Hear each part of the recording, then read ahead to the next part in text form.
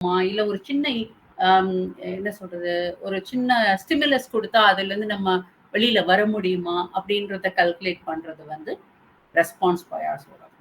So இது இப்படி எடுக்கிற கால்குலேஷன் மெசர்ஸை வந்து நம்ம என்ன பண்ணுவோம் அப்படின்னா, ஒரு கிராஃபிக்கல் சார்ட்ல வந்து நம்ம வரைபடமா போடுவோம். That is called as nothing but receiver operating characteristics அப்படின்னு சொல்லுவோம்.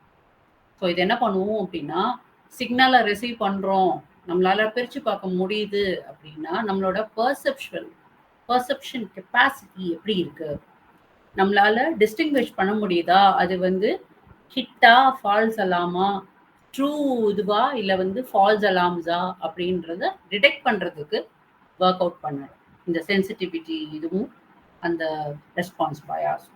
இதோட அவுட்கம் எப்படி இருக்கும் பார்த்தீங்கன்னா, 4 டிஃப்ரெண்ட் டைப்ஸ் ஆஃப் அவுட்கம் இருக்கும்.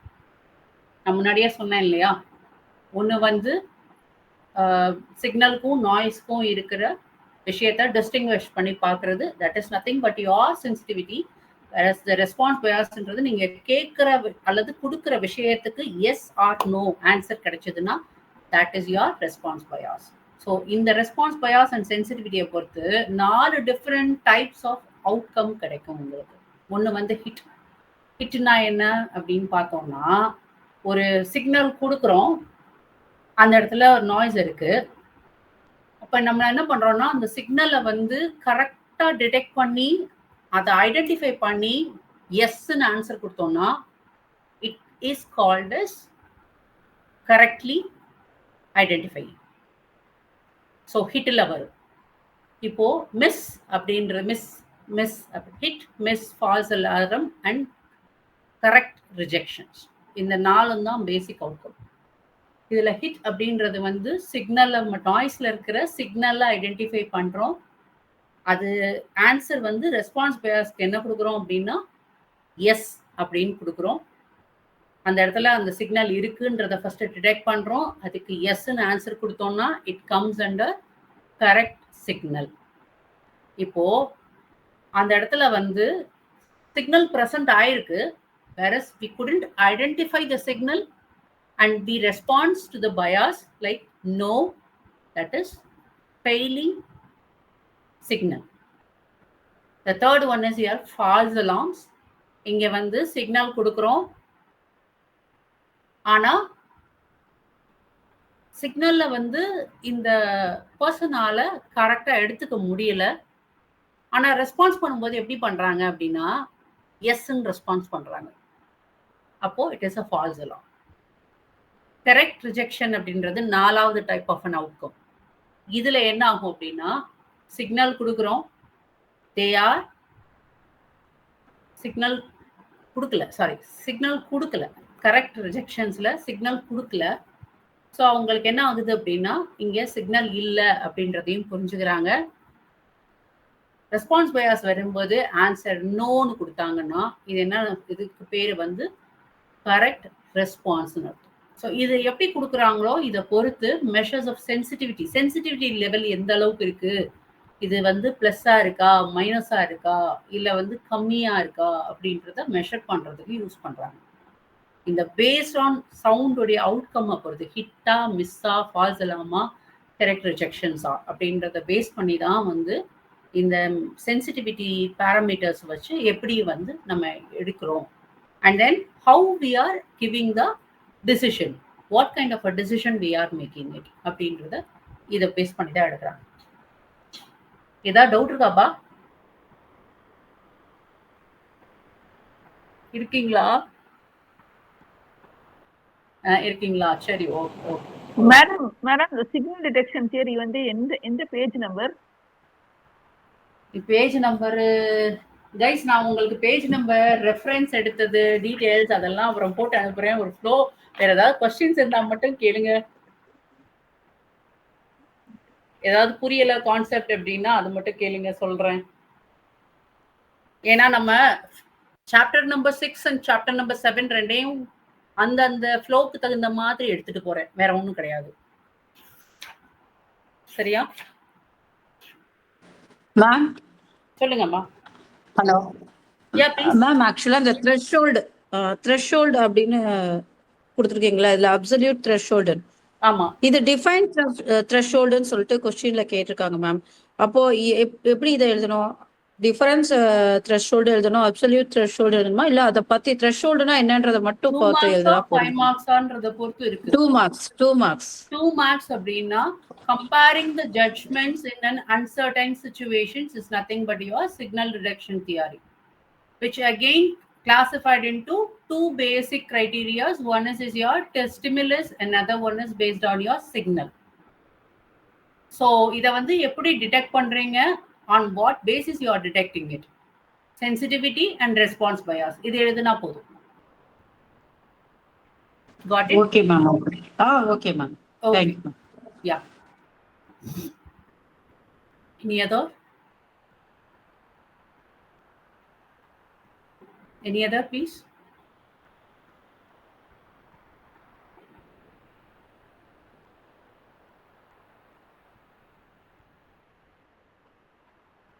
என்ன சார் வேணும்?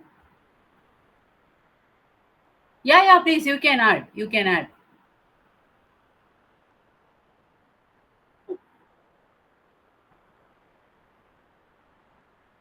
Correct. Exactly. ஆமா, அப்படி வந்த தியரி தான் சார் இது. Medical psychology, memory, clinical psychology, neuroscience, lot of area it has been applicable. Yeah. So நம்ம இதை எப்படி இன்வெஸ்டிகேட் பண்றாங்க அப்படின்னு நம்ம பார்த்தோம். இந்த பேஸ்ட் ஆன் அவுட்கம்ஸை வச்சு இதை எப்படி இன்வெஸ்டிகேட் பண்ணியிருக்காங்க அப்படின்னா, வேரியஸ் சென்சரி டேட்டாஸை நம்ம எப்படி மீனிங்ஃபுல் சென்சரி டேட்டாஸை கன்வெர்ட் பண்றோம், டிஃபரன்ஷியேட் பண்றோம் அப்படின்றத பேஸ் பண்ணி தான் இன்வெஸ்டிகேஷன் போயிருக்கு. ஸோ இப்போ ஒரு சாம்பிளுக்கு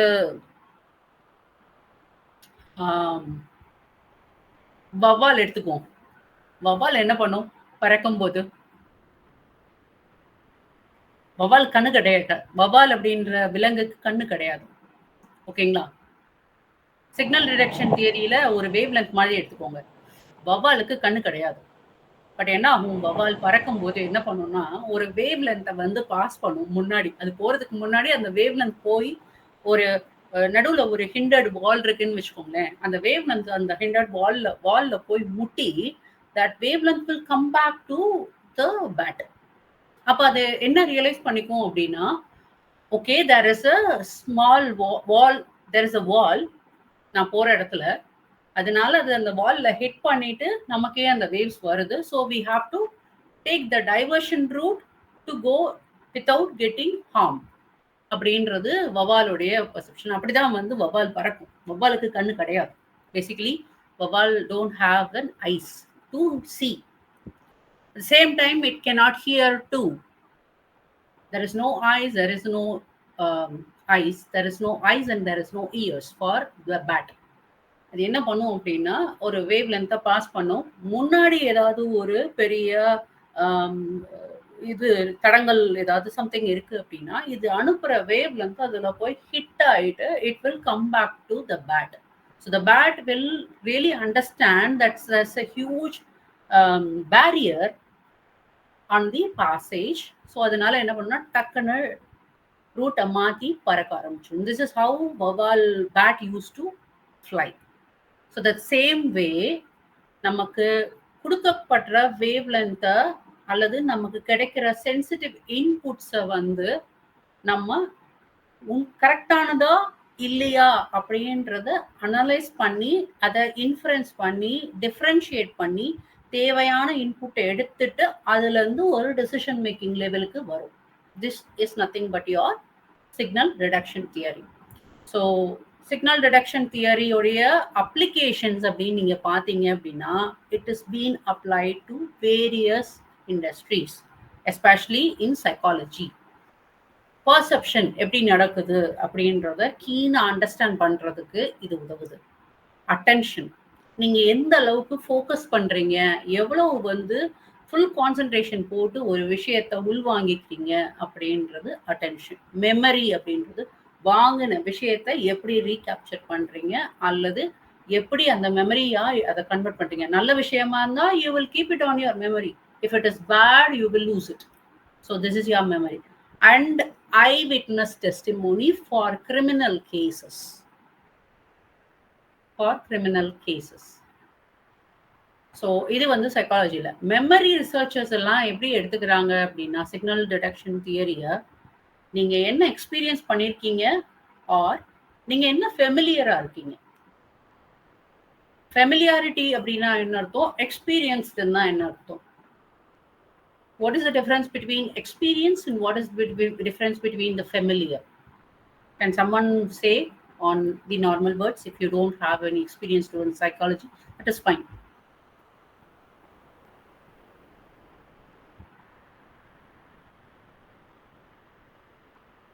Hello?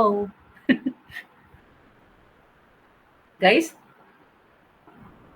Yes, ma'am. We are here. Experience na enna, familiarity na enna, sir?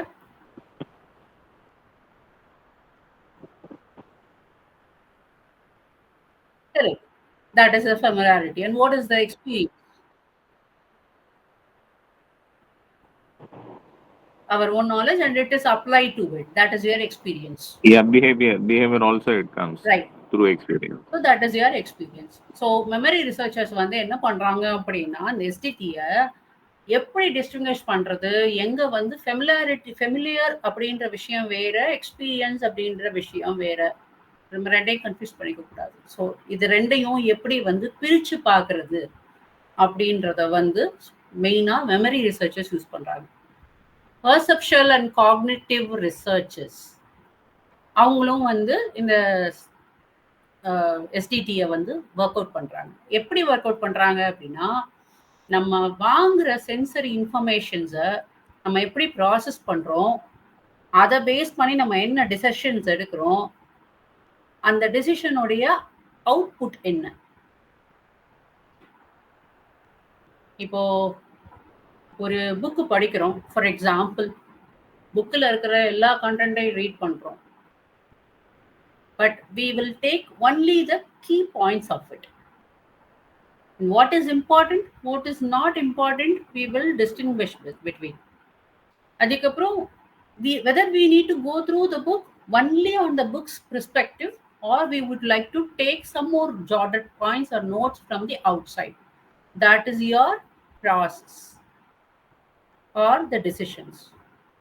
So process பண்ணும்போது என்ன பண்ணுறோம், we will refer lot of books, right? So நிறைய புக்ஸ் படிக்கும்போது ஒவ்வொரு புக்கிலையும் ஒரு இன்புட் கொடுத்துருப்பாங்க. அந்த இன்புட்டை வந்து நம்ம உள்வாங்கி we are coming with the final decision. Which point? One is your cognitive point, where you can learn and you will use something very useful. And that is your cognitive point. நீங்க படிக்கிறத தாண்டி ஒரு விஷயத்தை செய்யும் போது அது காக்னிட்டிவா மாறும். So this is your perception. Next comes your clinical psychology. Clinical psychologists என்ன பண்ணுவாங்க, they always approach with the diagnostics point of view. ஒரு ப்ராப்ளம் இருக்கு, இந்த ப்ராப்ளம் ஃபைண்ட் அவுட் பண்ணுவாங்க, ப்ராப்ளம் உடைய ரூட் காஸ் என்னன்னு பார்ப்பாங்க. அதுக்கப்புறம் இந்த ரூட் காஸ்ல இருக்கக்கூடிய false perceptions, whether it is the true negative or false negatives or true positives, இதை ஃபைண்ட் அவுட் பண்ணுவாங்க. ஒரு சைல்ட்ஹுட், ஃபார் எக்ஸாம்பிள், ஒரு சைல்ட்ஹுட்ல ஒரு குழந்தைக்கு ஒரு ட்ராமா நடந்திருக்கு அப்படின்னா, அந்த குழந்தையோடைய மைண்ட் செட் வந்து it is highly depressed. Probably someone who's been longing in the same kind of a childhood trauma for years and years, they cannot talk to other person very fluently. They cannot overhave anything to them very fluently. They always have something on their mind which is compressing them for years and years, very, very, very badly. So இப்போ என்ன பண்ணுவாங்க அப்படின்னா, இந்த தியரியை வந்து அங்க apply பண்ணுவாங்க. What is the bias and what is your sensitivity அப்படின்றத ரியலைஸ் பண்ணி அதுக்கு தகுந்த மாதிரியான கொஸ்டின்ஸ் ஃப்ரேம் பண்ணி they will try to find out where exactly this has gone wrong and where exactly we can make them to move on a different direction to pull them from the negative aspect to the positive approach. This is the signal detection theory is most important thing. இதில் வந்து கேன்சரஸாக இருக்கலாம், டிப்ரெஷனாக இருக்கலாம், சைக்கோஃபெரினியாவாக இருக்கலாம், what ever, இது எல்லாமே இதுக்குள்ளே தான் வரும். நியூரோ சயின்ஸ் சயின்டிஸ்ட்டும் வந்து இதை யூஸ் பண்ணுறாங்க. எப்படி அப்படின்னு பார்த்தீங்கன்னா, எப்படி பிரெயினோட ப்ராசஸ் நடக்குது,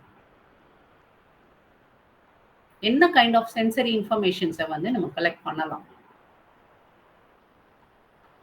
ஸோ ஒருத்தரை வந்து பார்க்குறோம், எக்ஸாம்பிளுக்கு ஒருத்தவங்களை வந்து என்ன பண்ணுறோம் அப்படின்னா, we have met him like 3-4 years before. அந்த பர்சனோடைய ஃபேஸை வந்து நமக்கு நல்ல பர்சீவ் ஆயிருந்திருக்கும். ஏன் அப்படின்னா, we would have come across with a lot of positive progress about the person.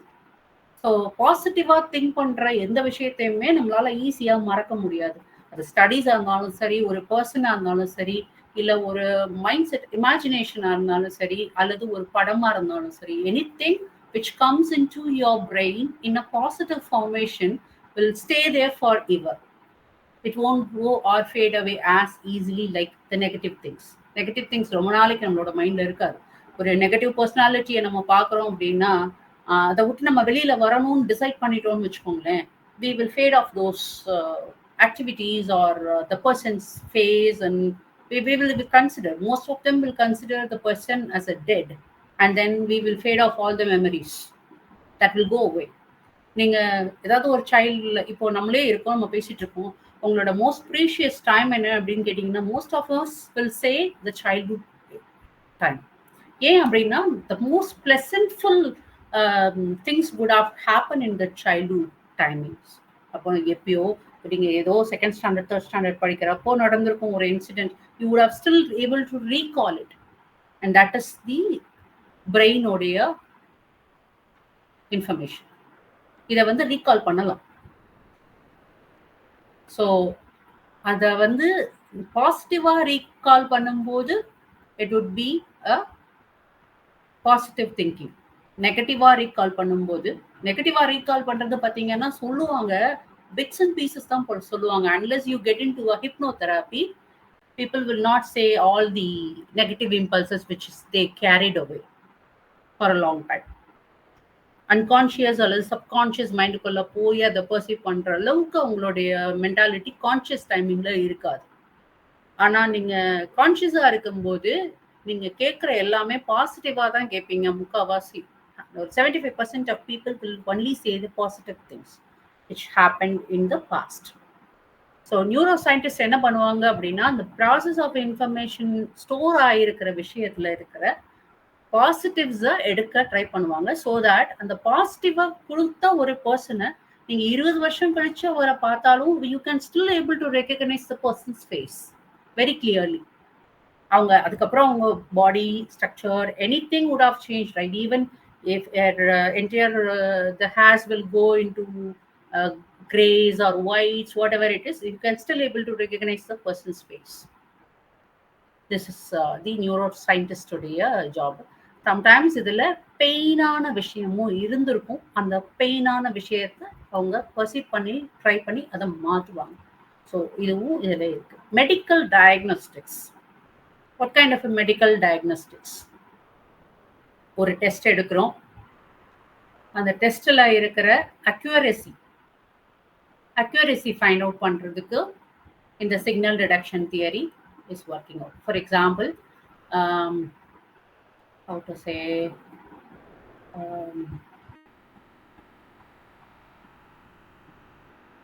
Medical ஏரியாவில் வந்து இன்னும் கொஞ்சம் வேகமாக சொல்லணும் அப்படின்னா,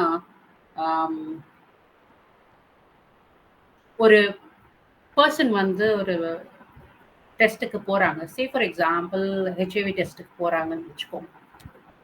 அங்கே வந்து you can take a test, you can come up with a result, but when you ask some questions regarding the same to one patient, right, the person will not reveal it. நிஜமாவே இது நடந்திருந்தா கூட they will not reveal it.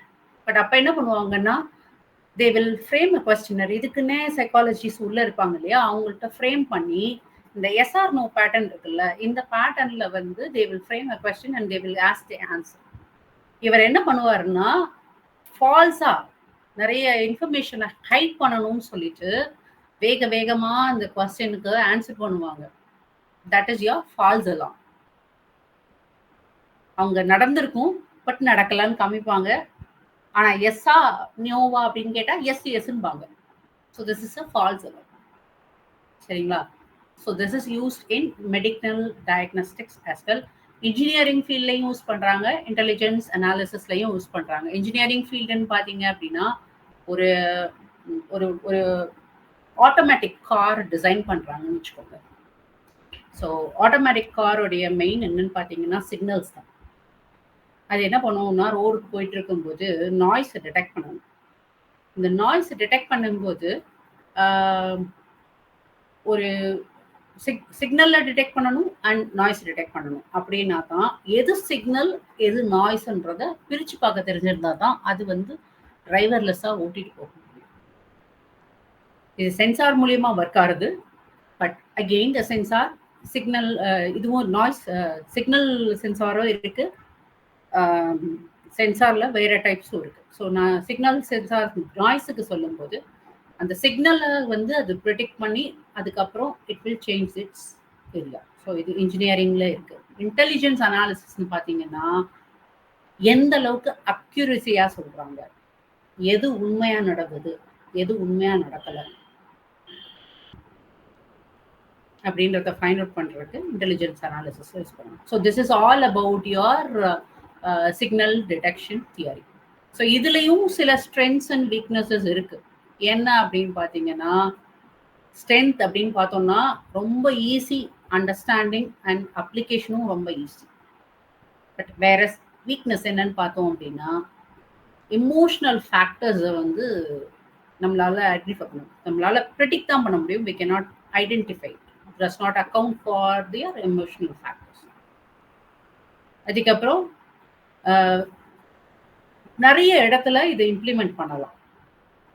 ஆனா ஒரு single channel சிஸ்டம்ல வந்து இதை implement பண்ண முடியாது. அதே மாதிரி ஹியூமன்ஸ் வந்து எக்ஸ்பெரிமெண்ட்ஸ்ல நிறைய கண்டக்ட் பண்ணி வேற வேற சினாரியோஸ் வேற வேற சிச்சுவேஷன்ஸ்ல இருக்கிறத ப்ரெடிக்ட் பண்ணியிருக்காங்க. The same time there is a lot of false answers will be made by humans, hence it will be an inaccurate. accurate இருக்காது, மோஸ்ட்லி ஆன பிளேசஸ்ல accurate இருக்காது. This is all about your signal detection theory. ஏதாவது doubt இருந்தா கேளுங்க, will answer.